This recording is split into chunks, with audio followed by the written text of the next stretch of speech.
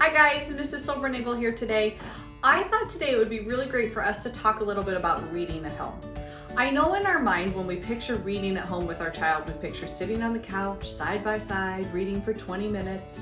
And in my home, that's not what it looks like. And reading at home absolutely does not have to look like that at all.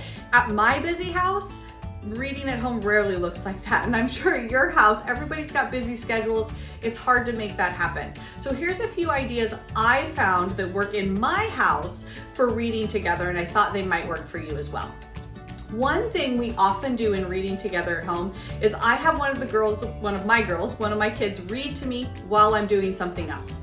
I might have a kid reading to me while I'm folding laundry or making dinner or even doing a workout.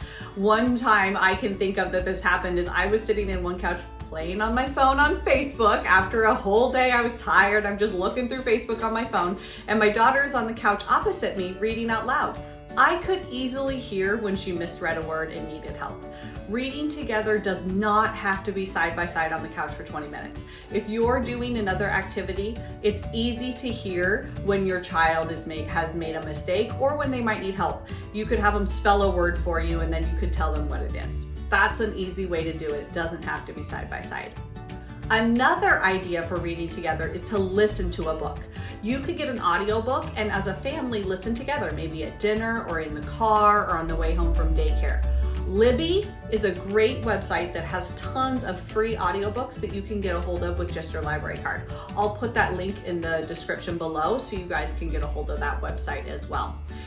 Reading and listening to an audiobook actually develops great reading for meaning and listening skills, which are foundational for reading. So even if you're just listening to the book, you can follow the story, you can predict what might happen next, all of which are great foundational skills for reading. My last kind of idea for reading at home together is to actually just read together. Now this one's a little bit tricky because you do have to set aside the time to do it, but it can be fun for your child to read a book with you that they haven't read before. Maybe you pick out a book from your childhood that you want to share with them, or maybe you read a book with them that's a little too hard for them to read right now. Right now in our house, my oldest daughter and my husband are reading Harry Potter together. Harry Potter is probably just a little bit difficult for my third grader to read by herself, but when her and her dad read it together every night, it's something she looks forward to, and she's practicing listening to reading, which is developing her understanding. The most important thing you can do when reading at home is just do it. Pick a time and be consistent, whether it's folding laundry, doing dishes, whatever it is. Just like when we're starting any other new routine in our household, if I'm starting a workout or a diet or whatever it is, the most important thing for me is to look at my calendar, pick a time, and do it. Be consistent. And pick a time that's realistic. Don't start out, if you have no reading at home schedule in your house, don't start out with 25 minutes. That's just too much.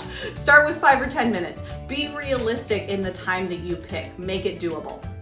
If you need help setting up a schedule for your family, feel free to reach out to me, Mrs. Silbernagle, or your child's teacher, and I'm sure we can help you come up with a way to get it fit into your family's routine.